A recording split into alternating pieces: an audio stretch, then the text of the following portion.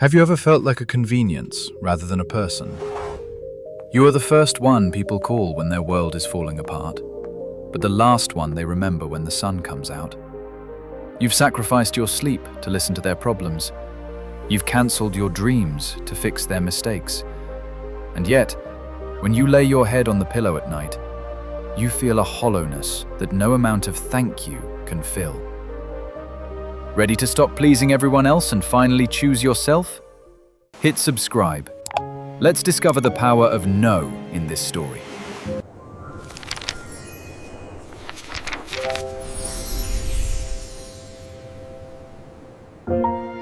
I want you to meet James.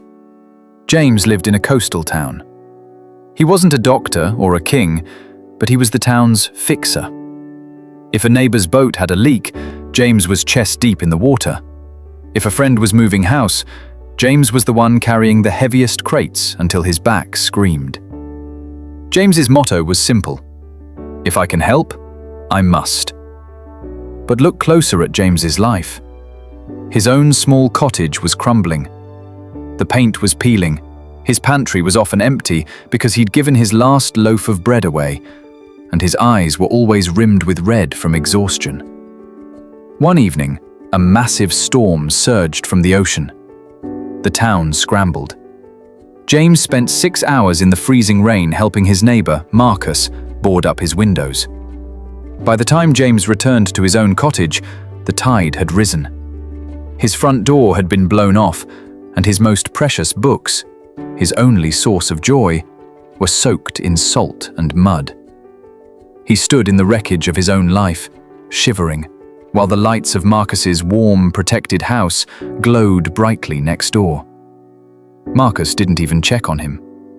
The next day, James sought out Elias, an old lighthouse keeper known for his silence and his strength. James broke down. "I give everything," James sobbed. "Why am I the only one left in the dark?" Robert led James to an old stone well behind the lighthouse.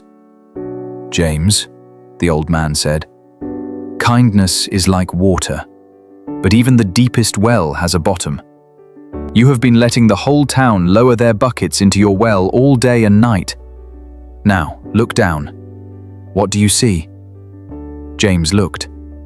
All he saw was dry, cracked mud.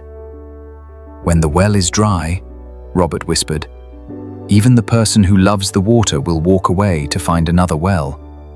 By failing to protect your source, you haven't just hurt yourself. You've ensured that soon you will have nothing left to give to anyone." Robert gave James a challenge.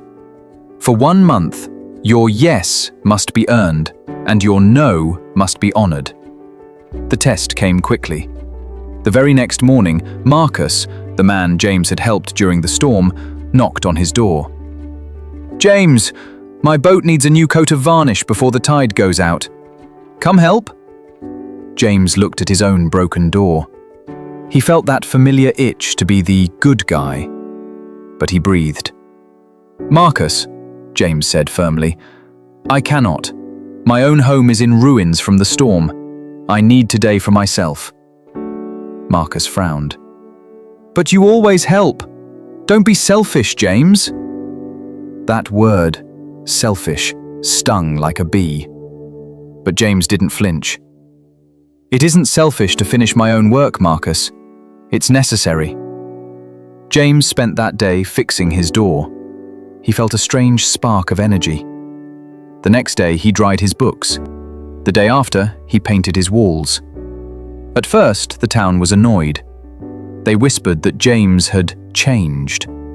But a week later, something shifted. Because James wasn't always available, his time became valuable. When he finally did choose to help someone, they didn't treat him like a tool. They treated him like a guest. They started bringing him food. They started asking, "James, is now a good time?" He wasn't a servant anymore.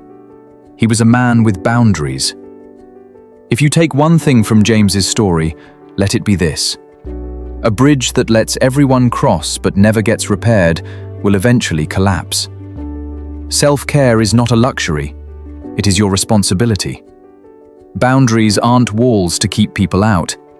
They are gates to keep your peace in.